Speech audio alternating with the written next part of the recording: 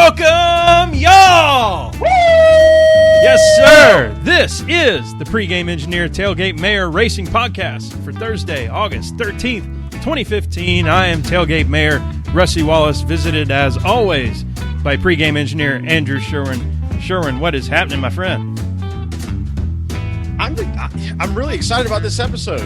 We've got some outstanding content. Hopefully we won't keep the viewers / users / listeners too long tonight. But I think they're going to enjoy this one.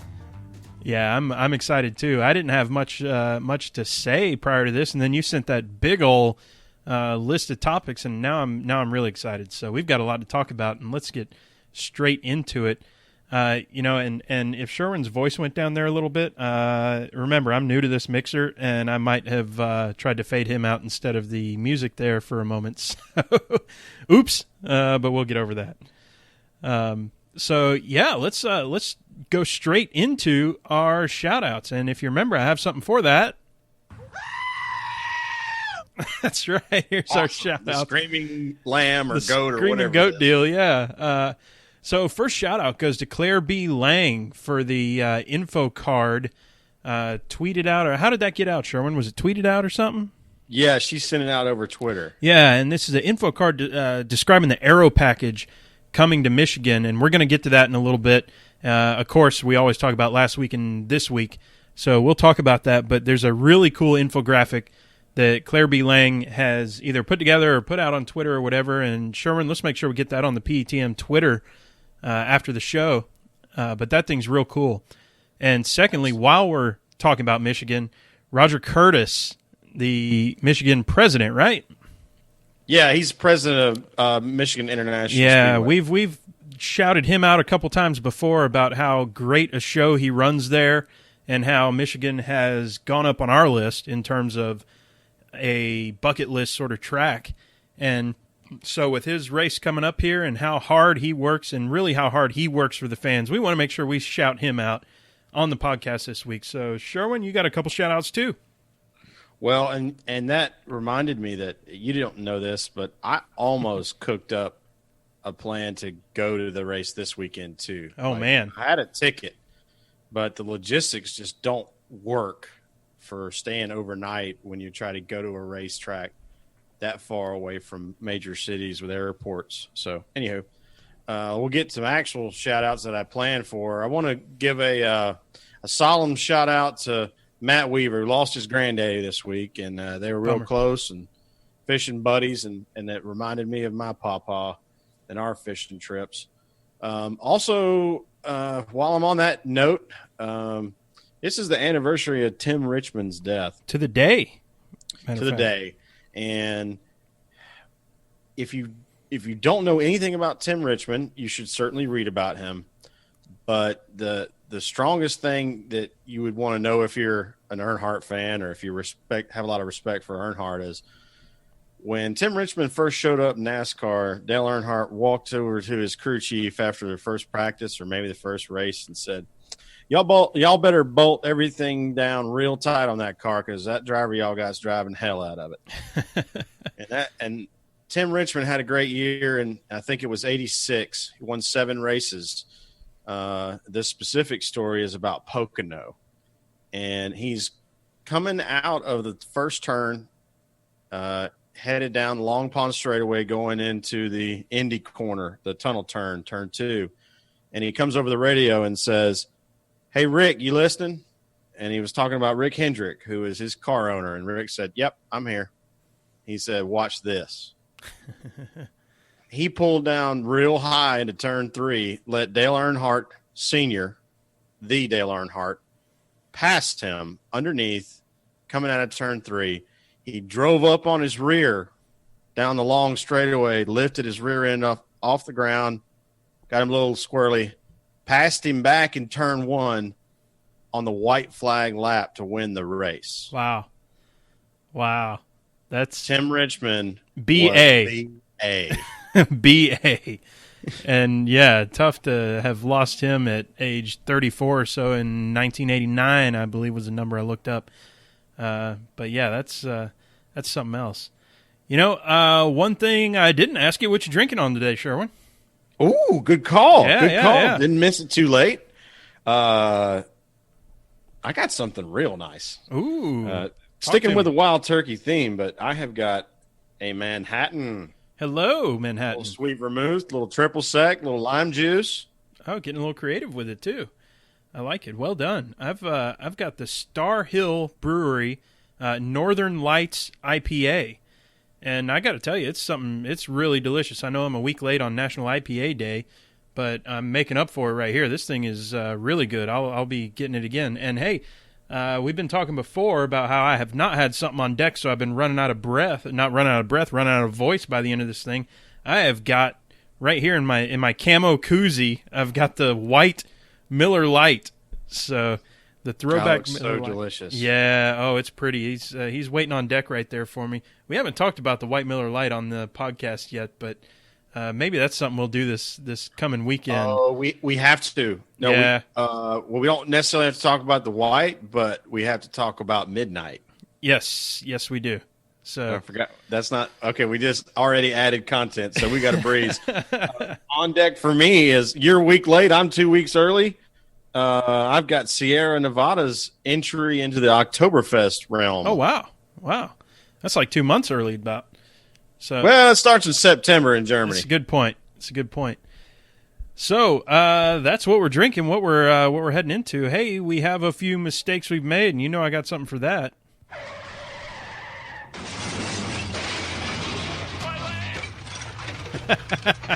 Do you know what he's saying there?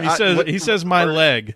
He Oh, my screams, leg. My leg. That's The fact that there's any audio to go with it is hilarious. I mean, Actually- verbiage. I actually put that one together. People on the podcast who might, of all things, watch SpongeBob SquarePants.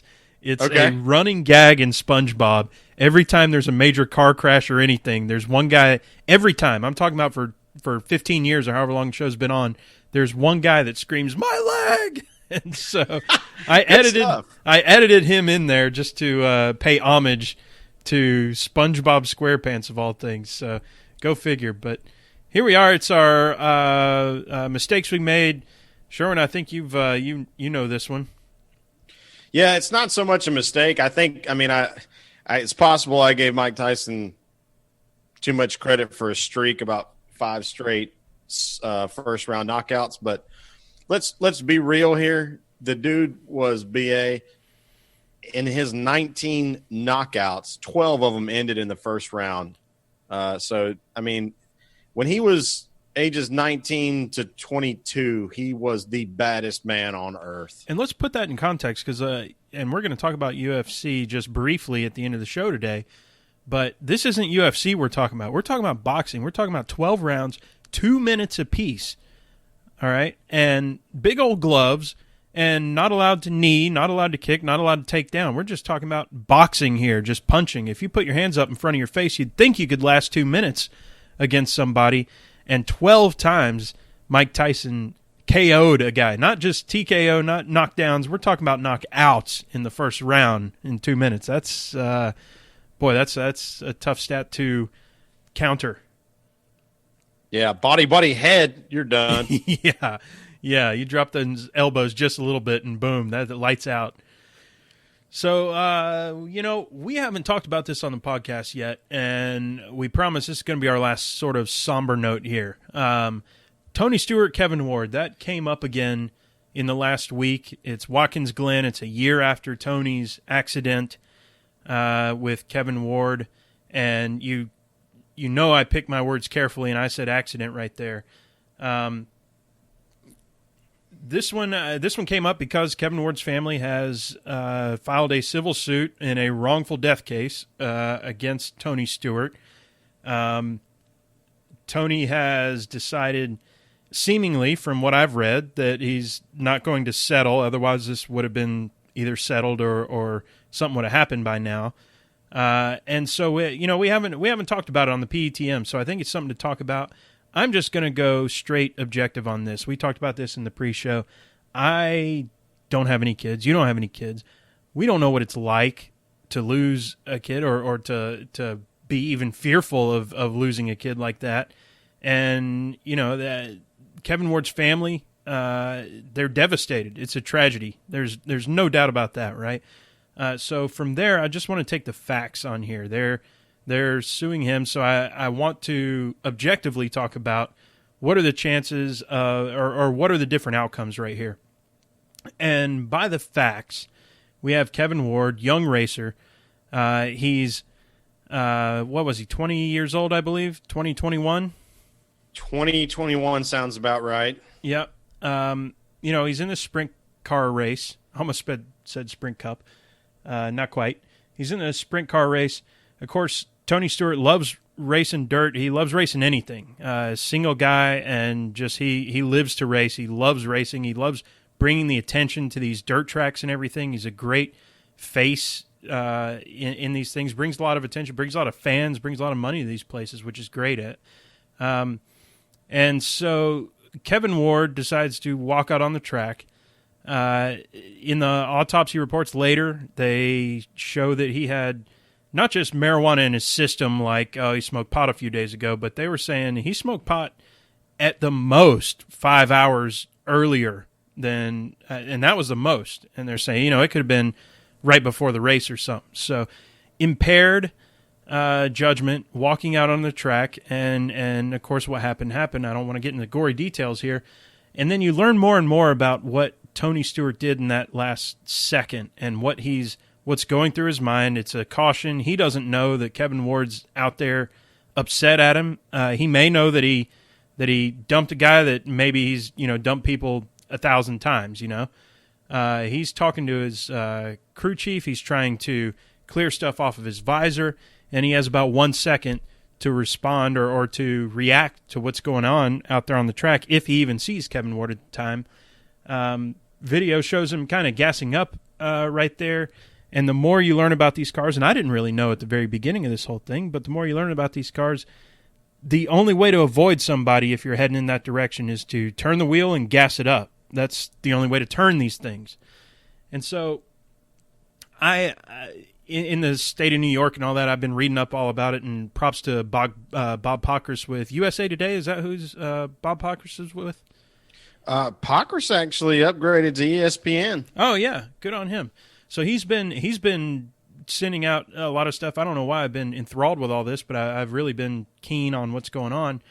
And he talked to some legal experts and stuff. And I mean, in New York, they have to assign a certain amount of responsibility on different people, and it's hard, from what he could tell, to find responsibility in Tony Stewart. And so the way this thing might play out, at best, maybe 20% on Tony Stewart, and they can't sue for an amount of money that's pain and suffering for them.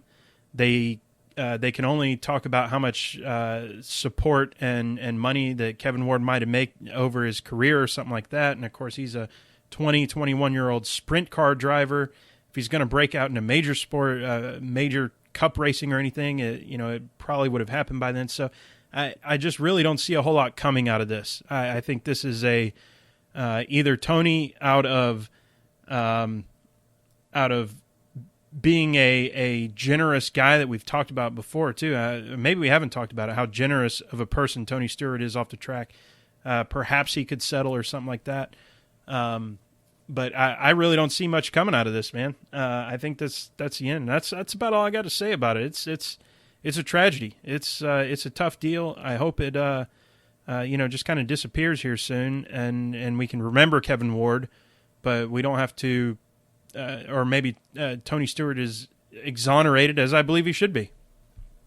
Yeah, I think the disappointing thing about it is, and I can't say anything about a grieving family. I can certainly grieve my own family's losses, etc. But no, it hasn't really happened with somebody that young and maybe had a decent future ahead of them.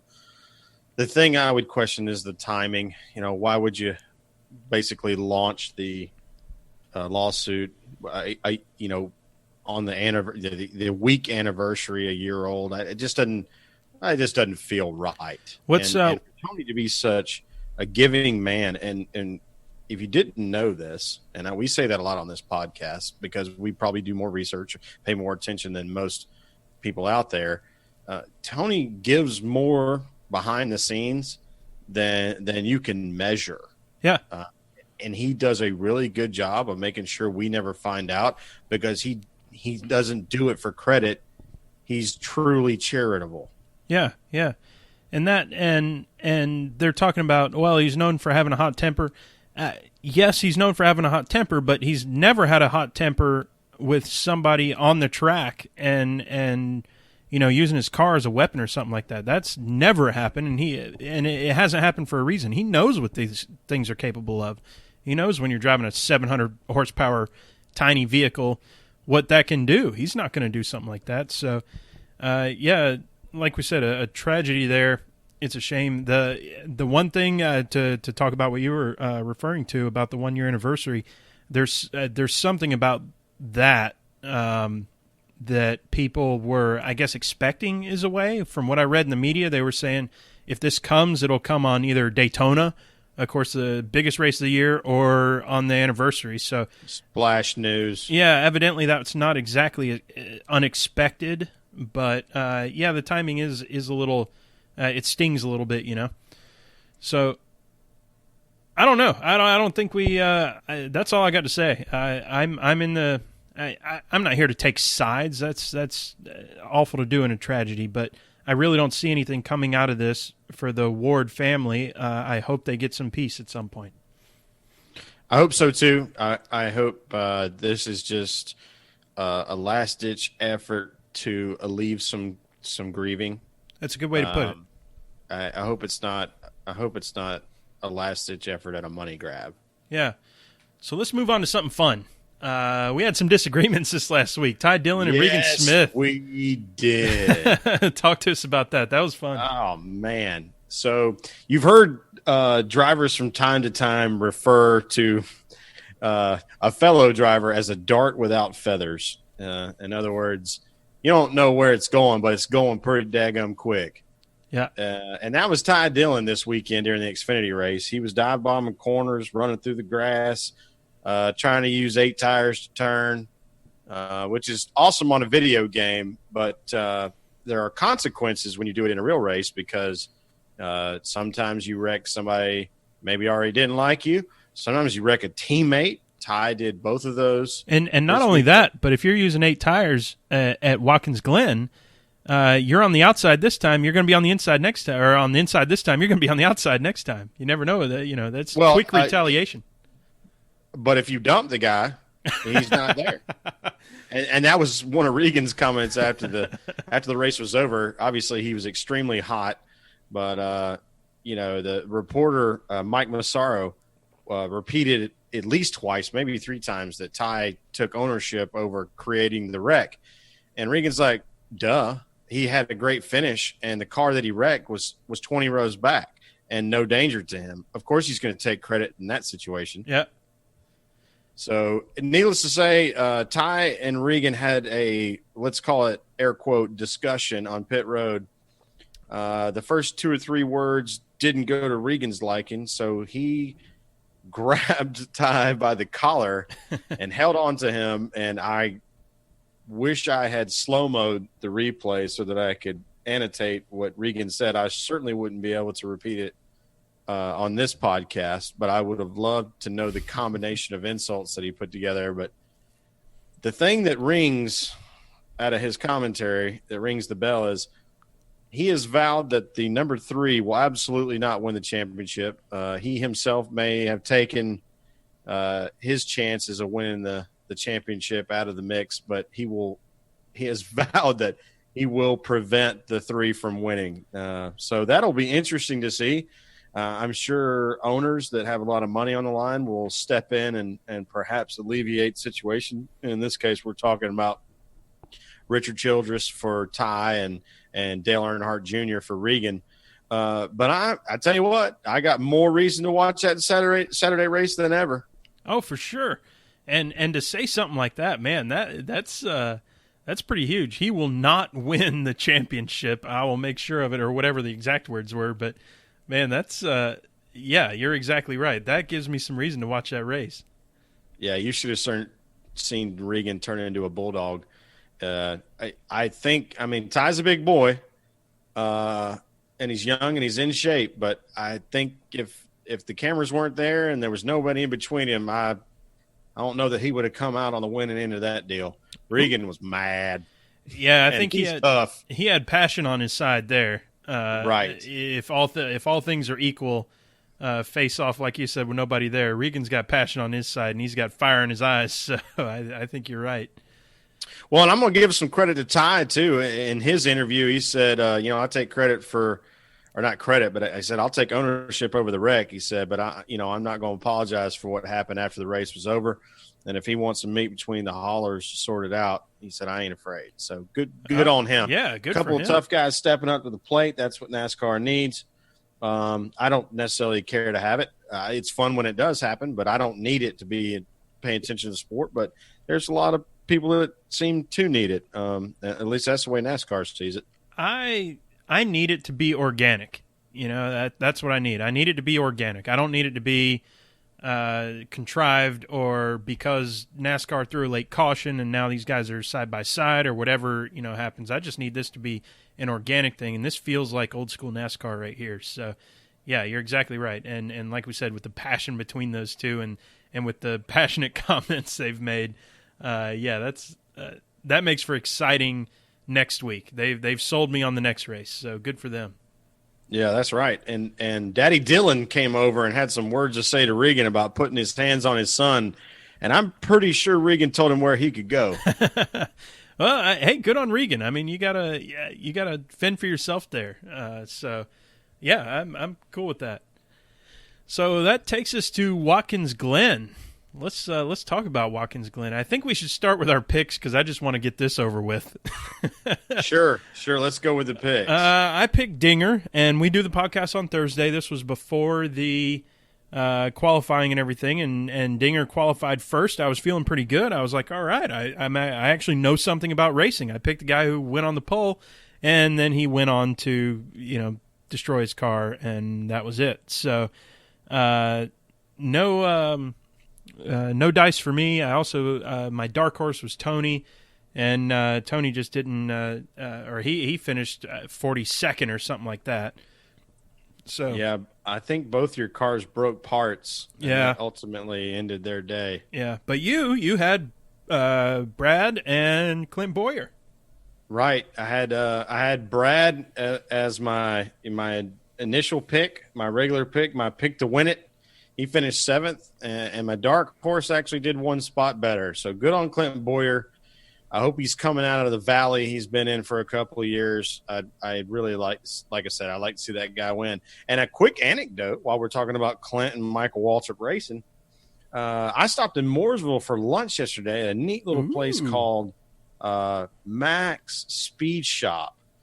And it had a real similar feel to Taco Mac. So I'm curious if there's a relationship there. A lot of taps, a reward system for signing up, stuff like that. It was more geared towards barbecue than like wings and Tex-Mex. But I didn't even realize it. But when we walked out to leave, Michael Waltrip Racing was right across the street. So the next time I'm passing through Mooresville, I'll definitely hit up Max Speed Shop, and I'll definitely take a tour of Michael Waltrip Racing. Absolutely, as long as it's around. While we're on the topic from last week or 2 weeks ago, and we were talking about that, and I'm giving me the I don't know face, but yeah, absolutely. That's I'm jealous. I'm jealous that you even have the opportunity to go there again and see that. Maybe is that on the way to Charlotte? What's the story there? It's north of Charlotte. North of Charlotte, so not even 30 miles. It's not a route I normally take. So for work, the plant mill operation that I support is in Moxville, North Carolina, which is between Statesville and Winston-Salem on I-40. There's a couple of different ways to go there. I usually avoid 77 because NASCAR has built such a stronghold in the Lake Norman, Mooresville area that traffic through there is really crappy. But we were going through there at lunchtime yesterday on the way home, and it was about lunchtime. So, we were kind of trying to figure out which exit to get off of. I think we got off at 28 or 29. They call that Cornelius, North Carolina. Yeah. And the old Google Maps popped up the Max Speed Shop. I was like, man, that sounds like a cool place to eat. and so that's what we did. Yeah, that sounds cool. Maybe our next trip to Charlotte we'll have to hit it up or something. But yeah, that's that cool. would be fun. Yeah, definitely. And yeah, Sherwin stops over in Moxville is a few years ago, but I was in Moxville at one point on our way to Martinsville, so that was a awesome weekend trip. We'll have to relate that story at some time at some point.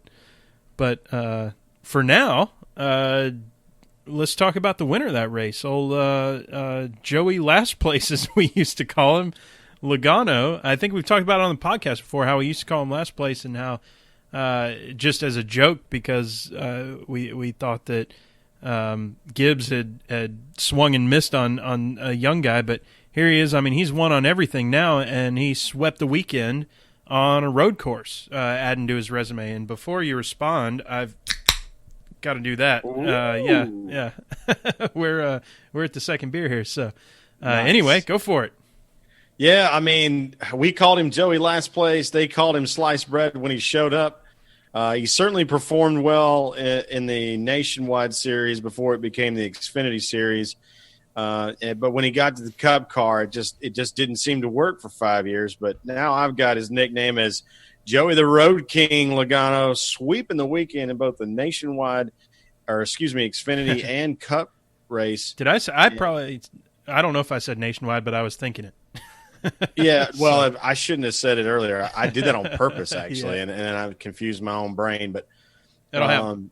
Joey kicked a lot of butt on a road course at Watkins Glen. Watkins Glen, generally speaking, being the tougher of the two road courses to win because it's not just driver at Watkins Glen. You got to have a really strong car to go with because it's so fast.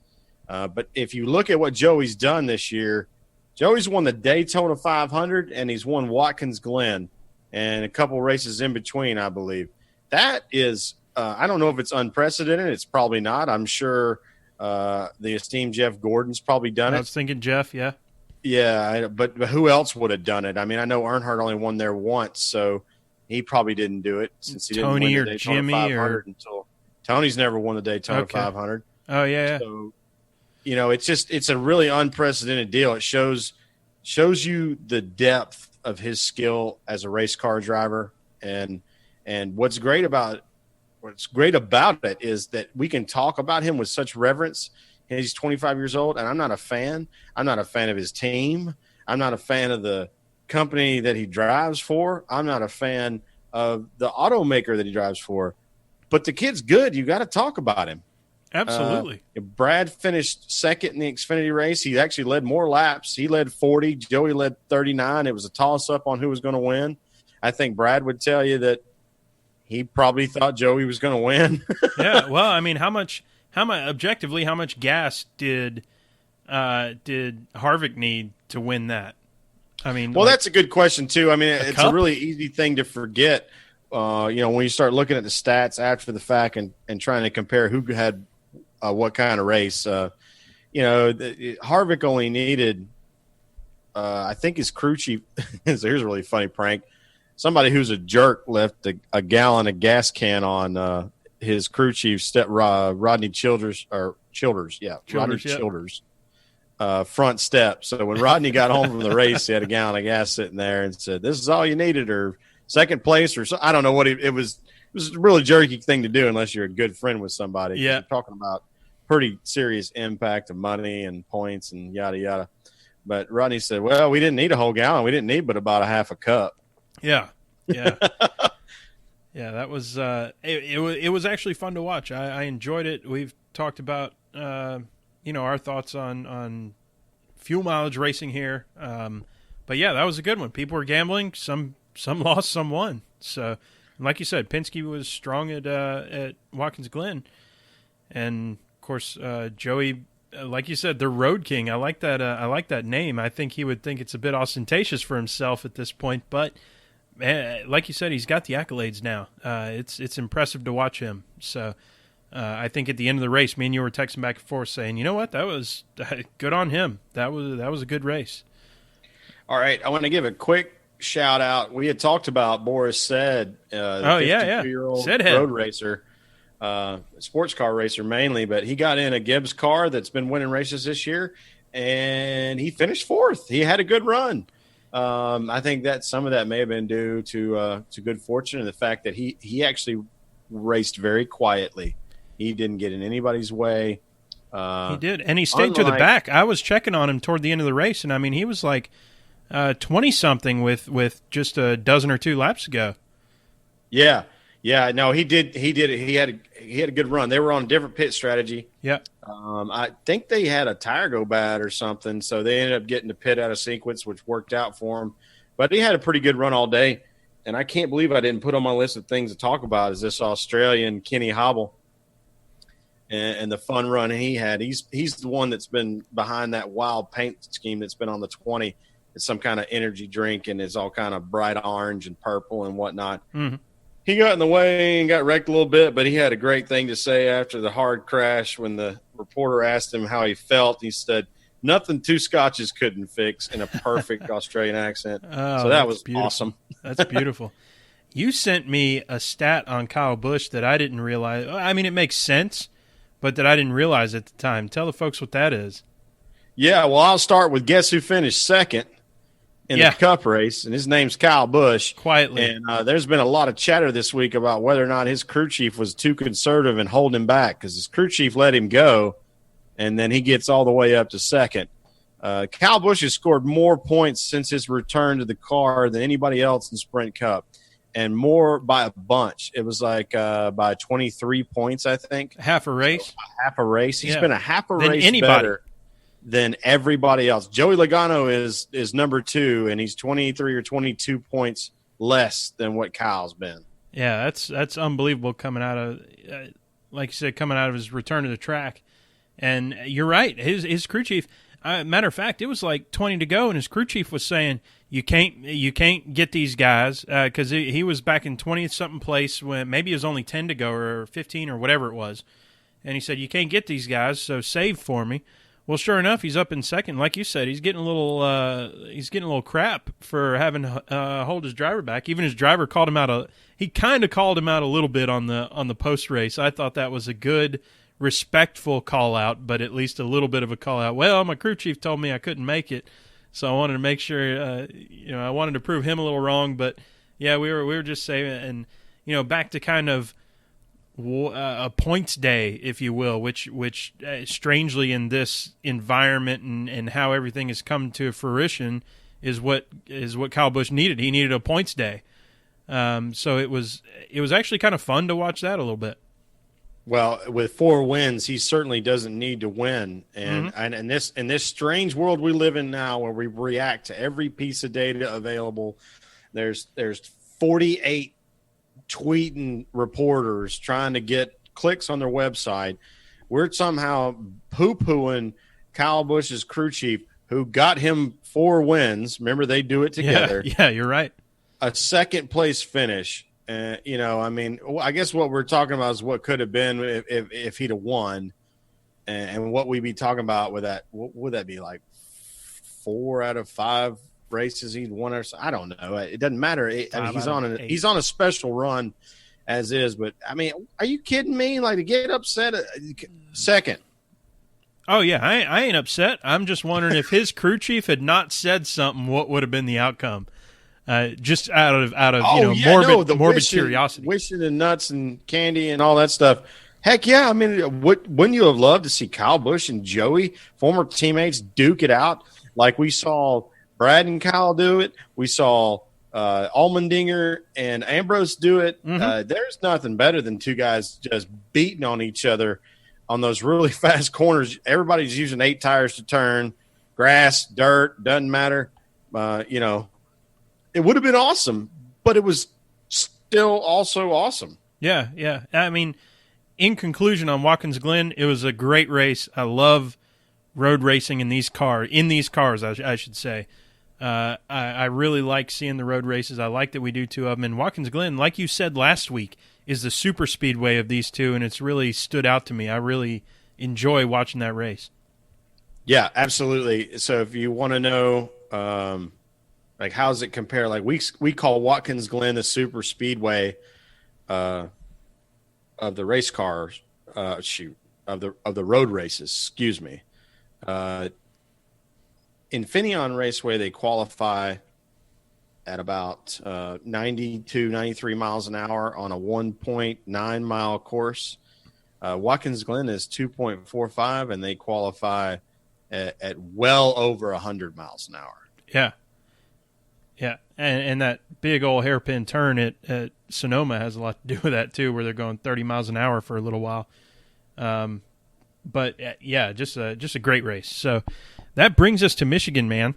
And I think the first thing I want to do is talk about this aero package and that picture that you're going to tweet out for us on the PETM Twitter there, and the shout out that we had at the beginning to Claire B. Lang for putting this together. And I've got my phone up right here. You can see me messing with it.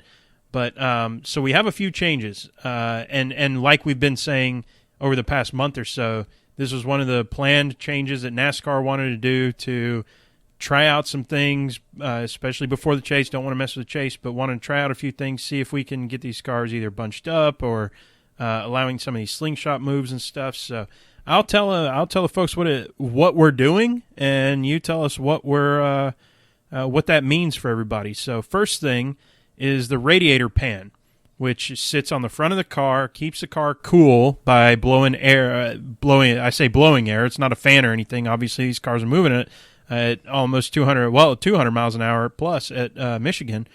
And so instead of 38 inches, we've got 43 inches. So we got more air coming into the car. So think about that. We got more air coming into the car. Then there's a splitter. We've got the leading edge of the splitter that's 2 inches long. The splitter is the piece down on the bottom of the track at the front of the car that's pointed parallel to the ground. And is that bigger or shorter than normal? Shorter. Think, yeah, that's got to be a lot shorter because 2.75. Yeah, normally that looks a lot bigger. Then the big things, one big thing, and then one thing that is totally crazy to me. So spoiler, instead of 6 inches like we've normally had, we've got a 9-inch spoiler, meaning on the back of the car, the fin that sticks up from the trunk, it used to be 6 inches, or normally it's 6 inches, now it's 9 inches. But we have also what we call a 1-inch wicker bill. I didn't even know what that meant if you'd have told me the word wicker bill, but this graphic is great. I would say at a 90-degree angle, coming off of that spoiler at the very top, pointed back toward the car, there's a 1-inch piece. So that 1-inch piece points back toward the car, and I'm guessing disturbs a lot of air that's trying to come over the top of that wing instead of coming over the top. Now it's got to deal with that 1-inch wicker bill, and so it disturbs the airflow a little bit. So Sherwin, tell us what that means for these cars and what the intention is to try to that they're trying to do. Yeah, so if we start with the front of the car, they've backed the splitter extension up about 3/4 of an inch, and that is supposed to reduce front downforce. However, by increasing the width of the radiator pan at 43, you increase downforce, and you also increase your cooling capacity to some degree, depending on how much you tape off. I was going to ask, are these guys just going to tape that off anyway? Well, the thing is, in terms of the cooling capacity for the engine, the answer is probably yes on the tape. But it cut, if you remember back to Days of Thunder, it cuts the air from underneath, which increases horsepower by 20 or 30. It gives you aero horsepower by preventing air from getting underneath the car. Okay, good point. And the way these splitters and the front end geometry is designed is to cut off as much air as you can. You can't do it perfectly because of the way that the surface is and how the tire stagger is and all that stuff. But anyway, that's too much. Go to the rear. We look at this 9-inch spoiler, and it looks so clean in this info card, but it's not. They've got their standard solid metal spoiler that we run everywhere. They add on the front of that a plexiglass, and I said plexi. That's wrong. It's actually Lexan, which is a next generation plexi. It's clear. It's non-woven, right? It's not woven. It is definitely not woven. Just messing with you again. And we had that at Indy, right? We had the I guess this is extension the on same the top. thing Yeah. we ran at Indy. Yeah. And they didn't get the benefit they wanted to see at Indy. Right. I think because that racetrack is, while it's a half mile longer, because the corners are so shallow, you can't build the same kind of speed that you can at Michigan. But what the wicker bill does is first and foremost, it blocks vision for the top inch and a half of the plexi. So I don't know why they even bother. You can't see. There's nothing you can see. So is it opaque? Through it, or is it the Lexane? Is it opaque or is it Lexane? It's Lexan. Okay, but it don't matter because it refracts the light anyway, and you can't. Oh see no, the wicker bill itself is actually black carbon fiber. Oh yeah, okay. So that's so what I was you asking. Can't see. Yeah. So they've got the strip. So it don't matter. And it bolts on from the front. Yeah. And it's got a flange an inch and a half deep so that you can actually bolt it on, and it's got some integrity. And what it really does is, okay, so you call it a wicker bill, and I'm not sure by bill. I think bill they take from a duck or a hat, and yeah. Wicker they take from not from like a wicker basket, but from a wicking agent, which is a textile word, because a flat or an angled spoiler is going to allow air to flow over it pretty easily. It's going to add drag and add downforce, but it's going to flow right over the top of that spoiler pretty easy. The wicker bill is going to pack that air a little bit. Yep. Which means it's actually going to increase rear downforce, but it's going to create a larger disturbance behind the car. And that's what I was saying. It's going to mess with that air a little bit. Yeah, it's going to booger up the air even more than if it wasn't there. Yeah. And the thing that stinks about that is, even at a place like Michigan, front end downforce means you can turn the car. So the only place this is going to matter is if they're on the straightaways.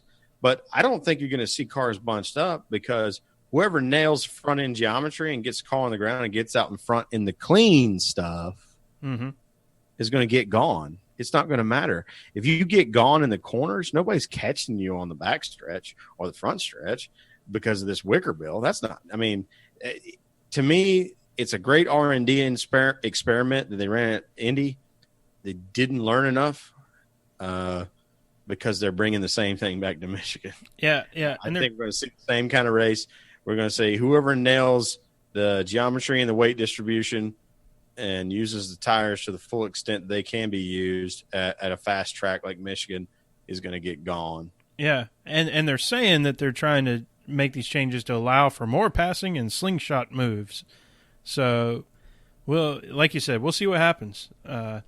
If you want slingshots, you got to rip the splitter off the car. Air has to go underneath. That's how the slingshot works. Yeah, that's a good point.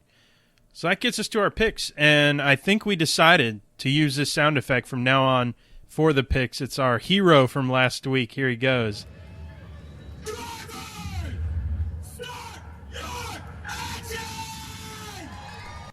The number one of all time commands to start the race, so we might as well use that to call our picks. All right, you sent me your picks, and I promise I had already written them down, so I'm not going to take your number one pick there, but I had Brad Keselowski as my pick. That's why I took two. Yeah, I saw that. So I was glad you did take two, and that he was your second on there.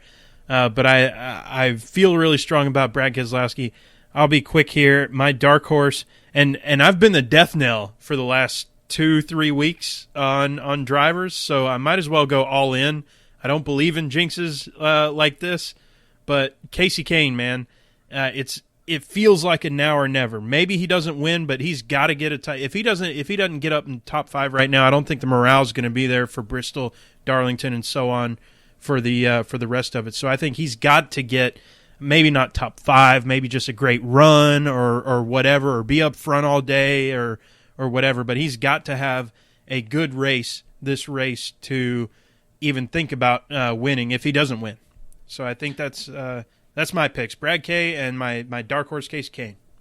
As a fan, just like you, of Casey Kenneth Kane, I think in order to get the appropriate morale boost to make the chase, he needs to qualify top 5, run top 10 all day, and finish top 10.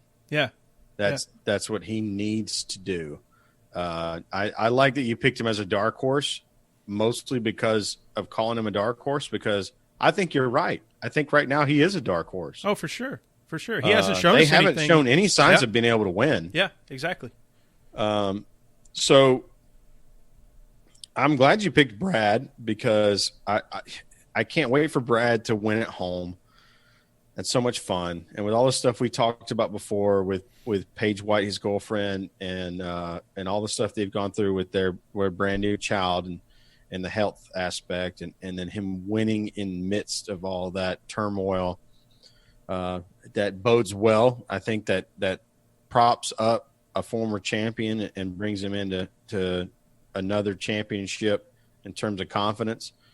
I'm going to pick a driver this week who had a lot of confidence in Brad and brought him on as a nationwide driver, 8 to 9 years ago, when other people wouldn't give him a chance. And he did well for Junior, did so well that he actually had to leave the Hendrick fold to get a cup ride. And that's Dale Earnhardt Jr.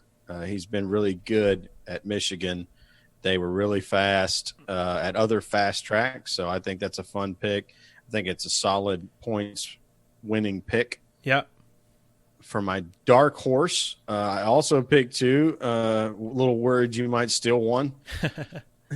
I already picked your first guy. Earlier for dark horse. No, it's cool. If you had it in your mind before, and that's why I did it. I was like, well, if he already had it in his mind, he wanted to pick one of these guys, I got to have a second. So I'm going to go with Kyle Larson. Yeah, great dirt pick. racer. He seems to be really good at these fast tracks. And that's what I said when I picked him. I said he's going to get his win at one of these mile and a half, this 2 miler, but he's going to get it at one of these fast track super speedway places. Yeah, well, if you look at how he's performed in his first year and a half, he drives exactly like somebody we're familiar with that came from being fast in open wheel, turning right the whole way around the track, sprint cars. Yep. And that's Casey Kane, who wins all his races on fast tracks. Yeah, for sure. So, I mean, that's just how it is. So you've got Dale and Larson. I've got Brad Keselowski and Casey Kane. We'll see where we end up. Hopefully I'm not the death knell now that I'm picking the guy that I'm a fan of. So we'll see. Let's start closing this thing out, man. We had some UFC news. We might as well talk about that a little bit. Yeah, we had a little bit of UFC news. The Conor McGregor, Jose Aldo. I don't know if it's what are those guys like 135s? What are they calling that? Featherweight. It's a highly competitive weight class for sure. Actually, I think they're 145s. I don't know what they're calling that. Doesn't matter. But the fight was supposed to go on, a month and a half ago, and Conor McGregor stayed in. Jose Aldo pulled out of the fight because he had some kind of rib or oblique injury. Conor McGregor, come to find out after the fact, dude has no knee, doesn't have a left knee, but didn't pull out of the fight. He got in camp 2 months ahead of the fight, did not wrestle. Wow. And he fought a wrestler and won. With no knee. This guy's easy to like. Yeah, he is. And he's an Irish maniac. An a-hole. Yeah. He talks so much crap, but he gets in there and he backs it up. How do you not like that? Yeah. I mean, that's why everybody liked Muhammad Ali. Oh, for sure. He would talk as much crap as you could listen to, and then he'd go in there and dirty whoop the dude's butt. Yeah. So looking forward to that. December 12th is when they've announced that at UFC 194. We'll be looking forward to it. And Sherwin, we've got 1 week and a day till we leave for the Coliseum, Bristol. For those of you that listen to this podcast who haven't not been to the greatest it is the greatest stadium on earth, Bristol Motor Speedway. It's 165,000 seat, completely enclosed concrete half mile in Northeast Tennessee / Southwest Virginia. weighing in at 129 miles an hour. You got to go. It is so cool. Go. It's the washing machine, the conveyor belt. It doesn't matter what you call it. It is the neatest thing you've ever seen if you like race cars. And if you don't like race cars, tune in when Virginia Tech and Tennessee play there. Was it next year? It's next year. It's next year. Yeah. Tennessee and Virginia Tech are going to play football in this place, and I guarantee you there's going to be 165,000 hillbilly redneck football fans in there drinking beer and cussing and loving it. Yeah. So we'll talk about it next week. Next week, by the way, we are going to be doing the podcast on location at Bristol Motor Speedway. We'll talk about it then, but yeah, the Coliseum, the first time you walk in, you'll never have that moment again where you look on that track and I just got goosebumps. We're doing video. You can't see them because this video is crappy, but man, the first time you walk in, you'll never get that again, where you look down and you turn to your buddy or whoever's standing near you and you go, they going to fit 43 cars on this thing? So, yeah. We'll talk you don't appreciate how fast they go until they drop the green flag. Because pit road speed is only 30 miles an hour, which means they're trying to go 34.99 miles an hour. And then they punch the gas on the green flag. They start in fourth. That's what's so weird. Another interesting thing about the cars is they gear them down so low they're actually in fourth already. They don't shift at Bristol at all, not even on restarts. And then these guys, they get up to speed. They're at max speed, basically when they're cresting into turn 2, and then it's just like, yeah, that quick, yeah, unbelievable. And we're running low on time, but Darlington's 2 weeks after that. What can I say? It's hard to think about because of how much I love the two places. Yeah. We've been to Bristol a bunch of times. We've only been to Darlington once. I want to get to a point in this podcast where we go, we just go to Bristol and we just go to Darlington. That just happens. That's part of it. Yeah. So let's close it out right there, man. You can follow us, guys, let's get this music up. There she is. There she goes.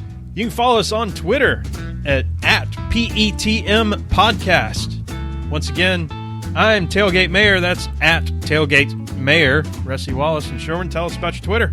Yeah, and I'm Andrew Sherwin, pregame engineer at Pregame ENG. And we will see y'all at Bristol. Bristol, baby! Woo! Bristol! Thumbs up.